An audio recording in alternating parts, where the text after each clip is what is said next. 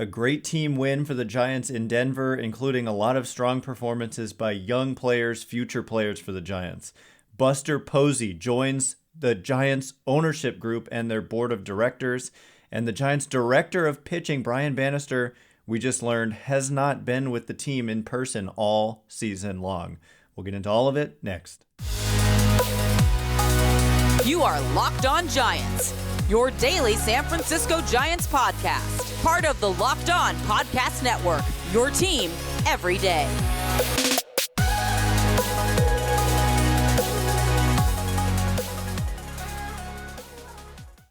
Hello and welcome to Locked On Giants, part of the Locked On Podcast Network, where it's your team every day.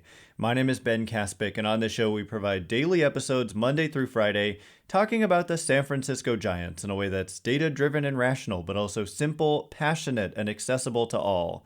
I'm a former contributor for the baseball statistics and analysis websites Beyond the Box Score and Rotographs. I've been podcasting about the Giants since 2015, and I'm a lifelong fan. Thank you for making Locked On Giants your first listen every day. We're free and available wherever you get podcasts. And coming up on today's show, there is a lot to talk about. The game itself was entertaining enough that it warrants our first segment discussion, but we're also going to get into Buster Posey joining the Giants ownership group. That news breaking today. And Brian Bannister, the Giants director of pitching, we've learned that he's not been with the team all year, which we didn't actually know or notice. But that's a big story as well. But I want to start with getting into this game. The Giants win 6-3 in Denver. I do just want to point out, I think it's important for them to continue to win games. Like in the past, when I was just a fan and not really podcasting, I had times when I was hoping, like, if the team was out of playoff contention, they might as well just lose to get better draft position. But I've changed my mind on that pretty drastically. And the reason is, like, the main reason is, number one, you're judged historically. Like, it goes in the record books, and these games count. And at the end of the year and at the end of the day, you're going to be judged and evaluated based on your performance, and wins and losses is like the bottom line in terms of team performance.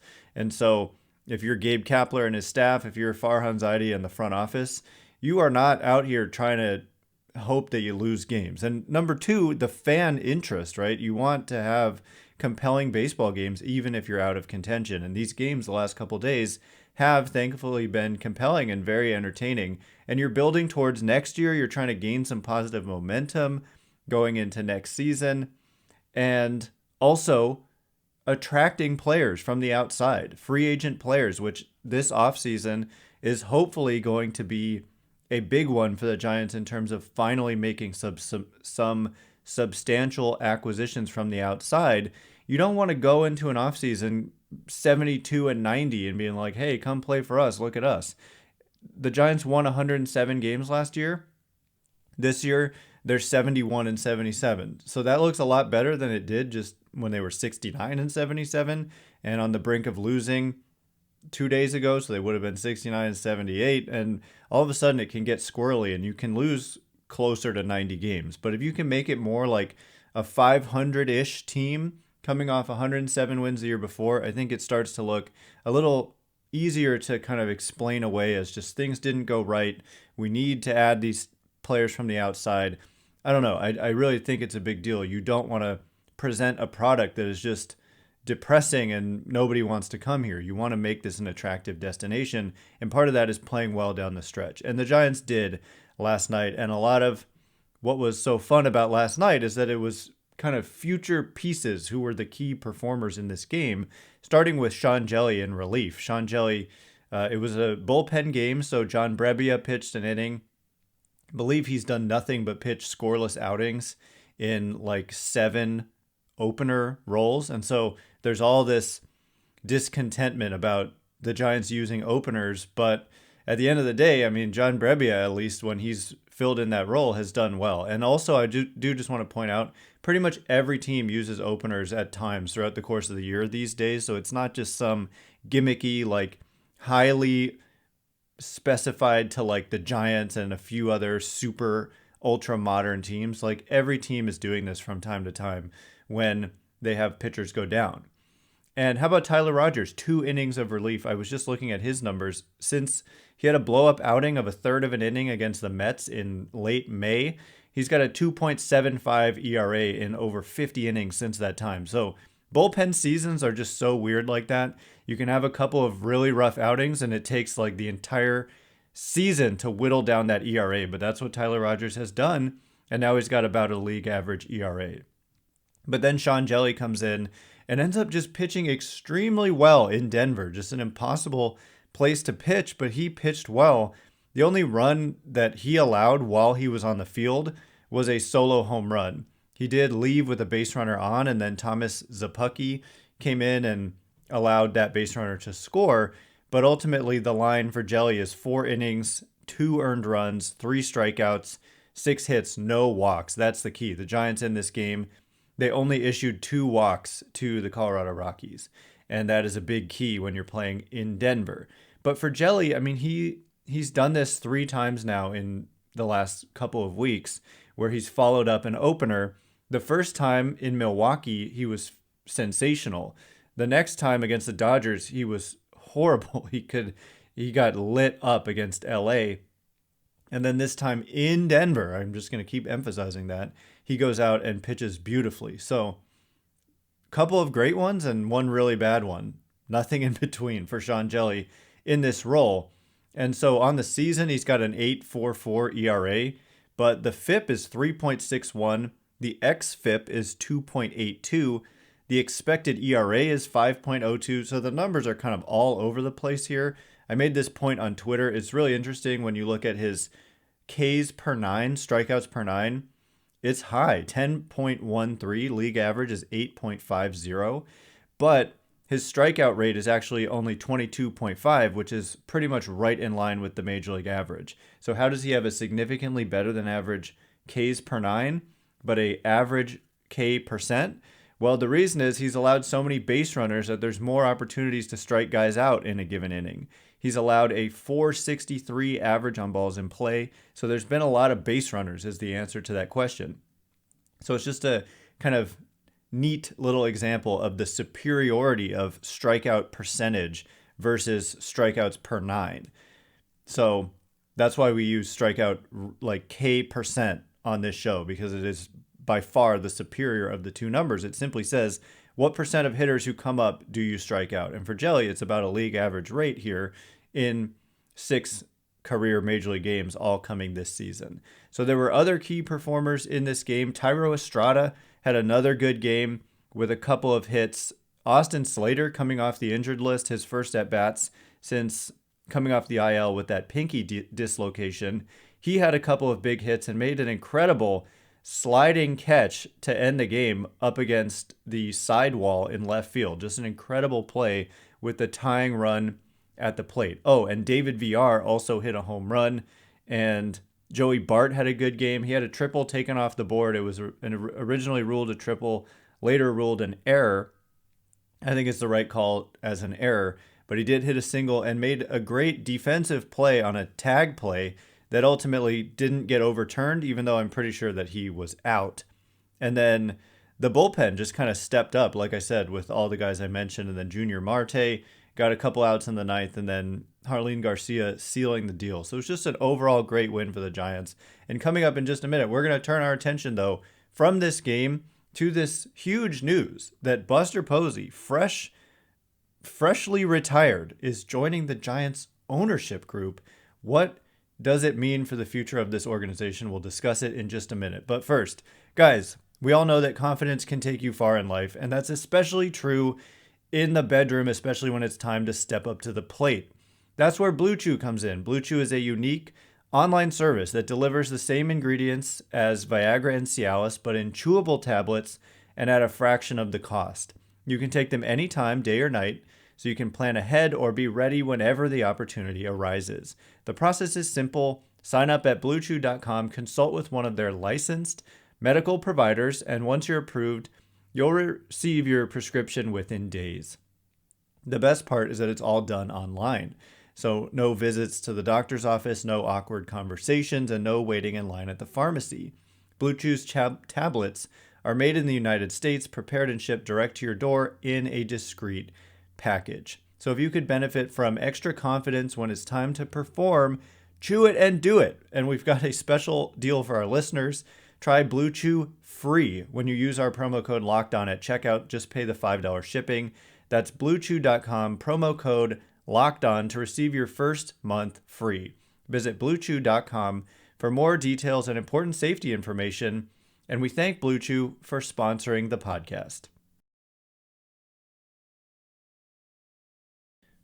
All right, as promised, we are going to discuss these kind of breaking news stories with Buster Posey joining the Giants ownership group, which absolutely came out of nowhere here and is possibly a pretty big deal. It is very interesting that Posey is interested in this opportunity, which, you know, he was one of these guys, kind of like Matt Cain, that I just thought once he retired, he was just going to ride off into the sunset, never to be seen from again, except when they're, you know, trotting out the legends. And it really felt like he maybe wanted to get out of the spotlight and wanted to just retire and be with his kids. But this news kind of makes it sound like he missed the game.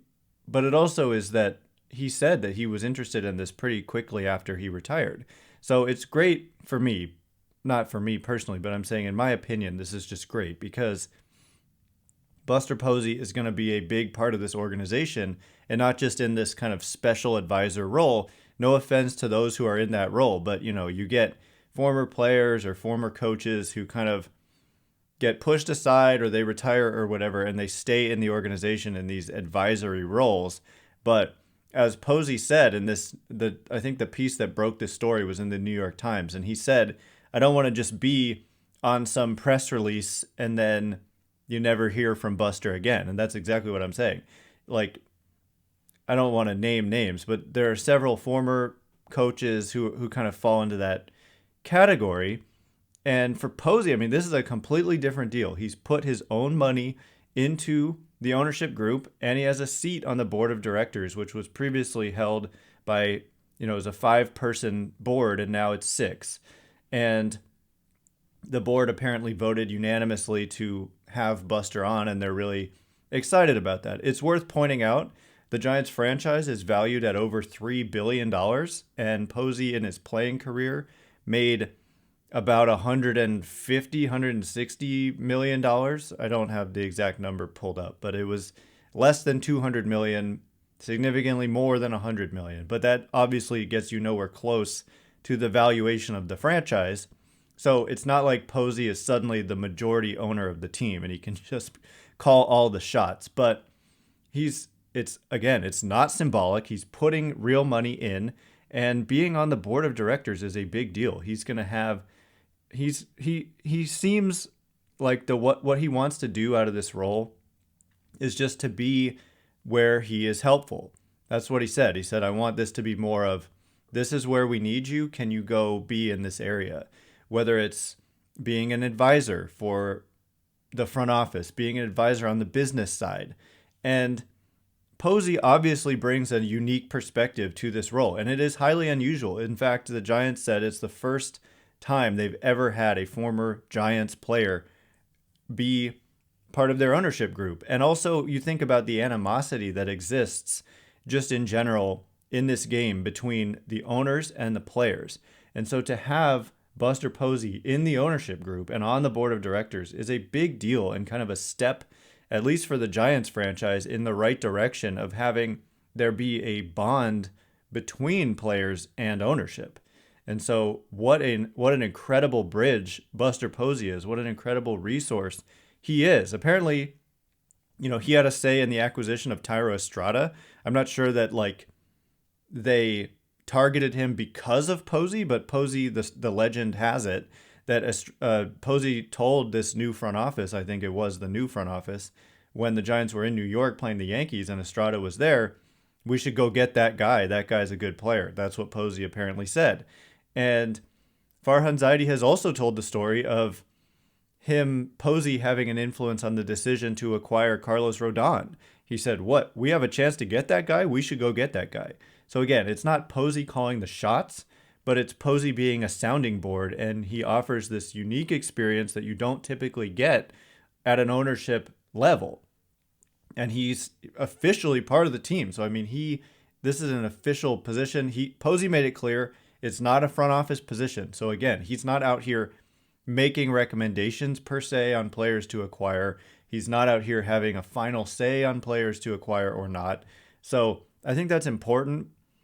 Here's the thing that I've noticed a lot, and this is like going to be possibly taken harshly by some, but just because you played and just because you were a good player doesn't necessarily mean you're going to be a great like front office person, and you're going to make great evaluations, and you're going to think that you know all your ideas for who they should acquire and who they shouldn't acquire and what they should and shouldn't do from a baseball operations standpoint, just because you're a former player does not mean that you're going to be great at that. But does it help to have that perspective in the room? I think it does. But again, he's not in the front office room. He's at the ownership level. So it's more like, hey, Buster, we want you to provide your input on this. Can you provide your input on this? And he absolutely will, being a member of the ownership group. But the shots are still called by Farhan Zaidi. I mean, he makes the recommendations, and then ownership does have to approve these things. But Posey, I mean, he just has his finger on the pulse of the team like nobody else really can, in a way. He has been through multiple administrations, through good times and bad times, and everything in between. And he's a legendary player. So it's great. And I want to use this opportunity to mention that I watched the Scott Harris press conference in Detroit, welcoming him to the Tigers as their new president of baseball operations. And I kind of want to amend something I said in the episode a couple days ago when we talked about that news. So the thing is, Scott Harris didn't have a very public-facing role with the Giants when he was the general manager. Working under Farhan Zaidi as the second in command, when there's media, you know, when the Giants acquired a player or whatever, Farhan Zaidi is the one who goes and talks to the media about it. And so we didn't hear from Scott Harris very much. So I didn't know all that much about him. That's just kind of the nature of the beast. But within the organization and within the industry, what I was saying was it's a good opportunity for the Giants to perhaps find a different voice. But I just kind of want to walk that back a little bit. And my understanding after watching the press conference and kind of reading pieces by people who know Scott Harris personally, and reading, you know, Donnie Ecker and Brian Bannister's comments, more on Bannister in a minute, about Scott Harris, is that he's viewed as a brilliant kind of mind in the industry. So I just want to make the point that this is perhaps a little bit more of a loss than I portrayed. And I want to make that point that it's possible, if not likely, that Scott Harris was just the perfect person for this job, and now he leaves. And so it leaves a hole at that position, and they're going to have to go out and find somebody else, and somebody else is going to have to get up to speed on a lot of stuff that Scott was involved with. So on the one hand, it is an opportunity for a new voice and to find some great talent to replace him. But on the other hand, it is a significant loss that he goes to the Tigers. It also speaks to Farhan Zaidi's ability to target really good people. The fact that this was the guy that the Tigers wanted the most, it really seems, speaks to Zaidi's ability to find these bright people. And so, yeah, Scott will be missed. You know, huge congratulations to him and best of luck in Detroit. I seriously will be kind of quietly rooting for the Tigers along the way under Scott Harris. So coming up in just a minute, this Brian Bannister news. He's the director of pitching, and yet he has not been able to be at the ballpark all season long or at any of the minor league facilities. We'll get into why in just a minute, but first.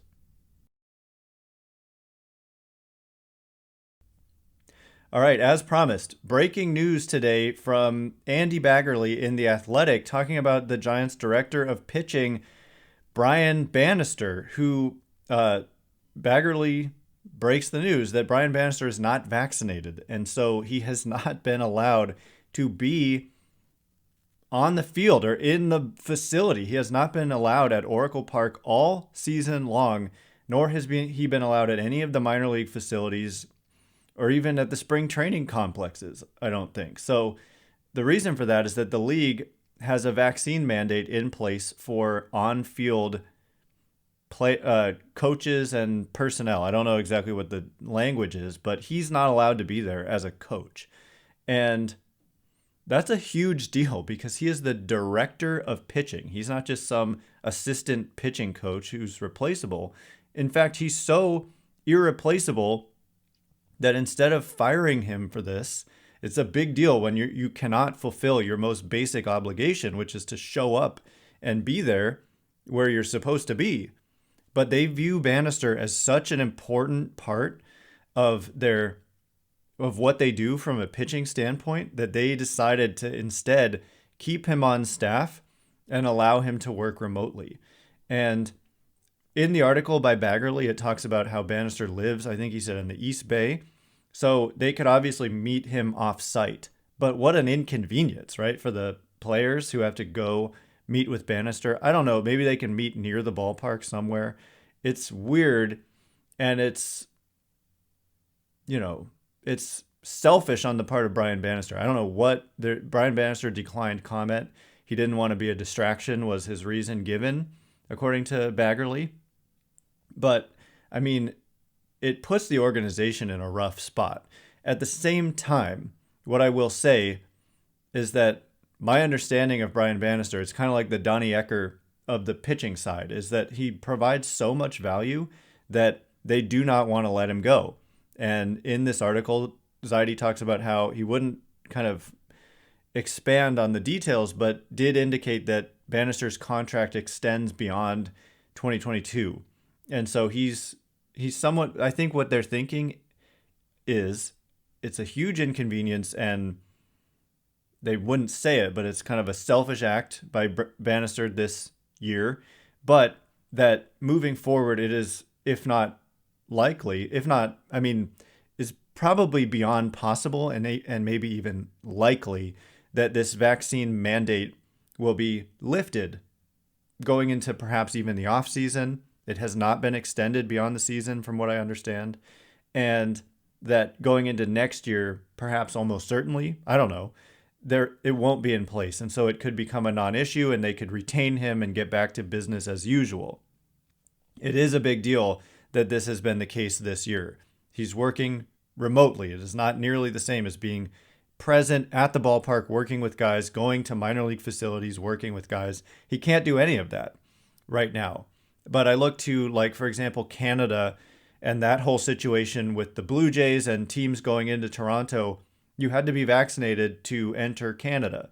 And the same is true for entering the United States, I guess. I have not traveled internationally, so I don't really know this in great detail. But, Blue Jays being in another country, it created all kinds of issues for players who weren't vaccinated or coaches. They couldn't go play the Blue Jays. And so, all kinds of teams, their unvaccinated players just could not go to Canada.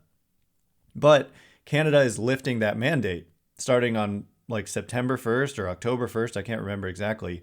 But when Canada is doing this, it makes me think that Major League Baseball, because so many people have been vaccinated and so many people have gotten COVID, that there's a lot of immunity around there. And so at a certain point, whether it's now or 6 months from now or a year from now, whatever it is, at a certain point, these things are going to be dropped, these mandates. And so, yeah, that's just the story for me.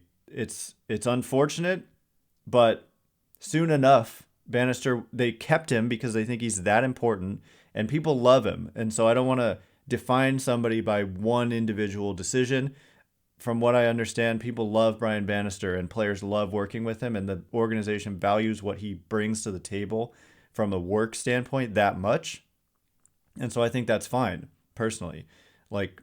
If he brings so much value, I think that they should try to keep him in the organization, because at the end of the day, the mandates will go away and then he can continue with business as usual. But for this year, it's an unfortunate thing that's happened.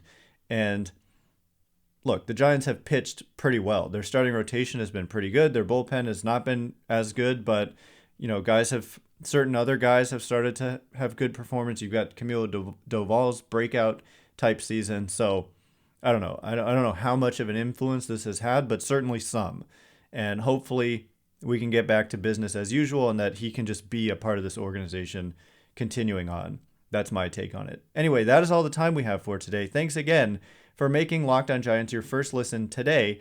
Now make your second listen the Locked On MLB podcast. MLB expert Paul Francis Sullivan brings humor, passion, and unique perspective on every team and the biggest stories around the league. Follow the #1 daily league-wide podcast Locked On MLB on the Odyssey app, YouTube, and wherever you get your podcasts. Once again, my name is Ben Kaspick. Check me out on Twitter at Ben Kaspick, Kaspick. If you like this show, please consider rating it, leaving a review, subscribing, 5 stars, thumbs up, whatever you can do. Thank you in advance, and thank you to everyone who's done so already. Can't wait to be with you again tomorrow. Thanks again for listening. You are now Locked On Giants.